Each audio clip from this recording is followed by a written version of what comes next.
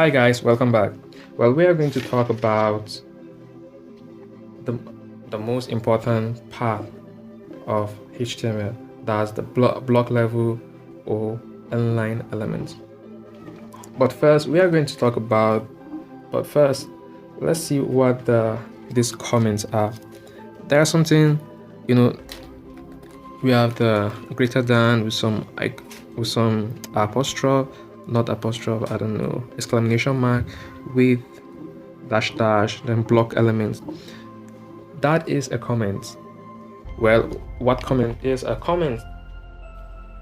By the time your code start getting bigger, it's growing bigger and getting more complicated, the comment help indicates that it helps you to recall or remember what you're trying to do or what that piece of code is doing.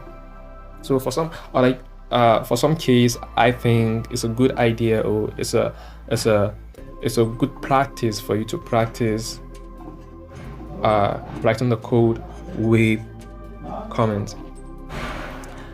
And next is most HTML elements are defined as block level or inline elements. But first, let's talk about the block elements. Block elements start from a new line. For example, the H1, form, LI, OL, UL, P, and pre, table, and the div. All of them are example of block line elements. For some reason, I've added something to our, although they are called attribute, I've added some attribute named class, and that class is carrying color. Well, I'm going to explain that for some reason, but I didn't supposed to, but I'm going to do it. Well, class indicate the class of the elements. Classes make a reference and they are non-unique. Classes make referencing HTML elements from script and style sheet easier.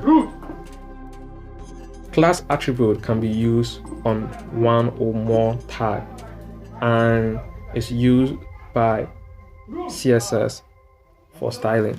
Well, in this case, we are using for styling, and you see this is an example of block level element. This is heading. You see it occupy everything, and this purple line you are seeing, this purple is example of how block line element behave. They occupy the whole screen. It doesn't matter how long or how large your screen is going to occupy all of that by itself. So the moment you add another block line, it doesn't have space for that, so it's going to take a new line again. As you can see, after the hello world, I doubt if you can see it very well, the hello world take the first line,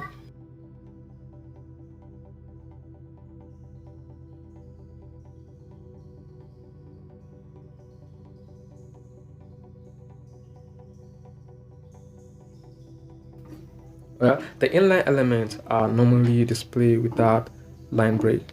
They don't think of it, they don't start from new line. All it does is continue from where the first element stop. Think of it as a straight line. In a straight line, you can have more than one tag. Well, I'm going to add some, let's clean everything here because we are not using any of this though. So I'm going to clean everything. Mark all and delete. So I'm going to add color to all of these classes that I've added. I've added a class attribute to all of our HTML elements, and I'm going to style them to red. And this is an example of CSS. This is where CSS comes to play its part. So let's get in, and then this is it. I just want to make sure that you see the visible path, right? I just want to visualize it so that you can see it by example. Well, now let's take a look at it. You see, I differentiate them by using a line the line, before the I love you, before the I love coding, there's a line, and before the hello world, there's a line too. Now you can see that the hello world take the complete width. This is heading 1 complete width, and even this is a form. I did not color it, and I did that intentional. So let's put it in mobile view. So this is how it's going to look like on a mobile, and it's looking quite big. Now see, now you can see that the way I arrange the block line element is the same way that I arrange the inline element. So they operate differently. But note that you cannot nest block level element inside of inline elements. Well, next time we are going to build a survey form like this. Take a look at it. It's not that perfect, but at least we try some things and some validation is applied to it. You see, it's trying to tell me that I need to enter my email, and if I enter something like John, trying to trick it, and it's trying to tell me that the John I put is missing the @John. So if I put it this way, it's going to take it, and the age you don't need to put it, and we have like select a row. And I said I'm a student. No, I'm a full-time learner, not a student though. Yeah, I'm a learner and student. Yeah, will you recommend? Yeah, sure, definitely. And as you can see, it's selected as a default to be definitely, but you can choose another if you want. As you see, the icon only follow, so it's selected to 1 at a time. You can only select 1 at a time. And we still have something like what is your favorite feature of Drive Mobile. First of all, we have the challenges, project, videos, or playlists. How I arrange them, I don't know, but what we are going, this is the project I planned that we are going to work through day to day, but for some reason yeah, we are going to do it though, but it's just like another for me to try and tell you that you can select all if you want. As you can see, as the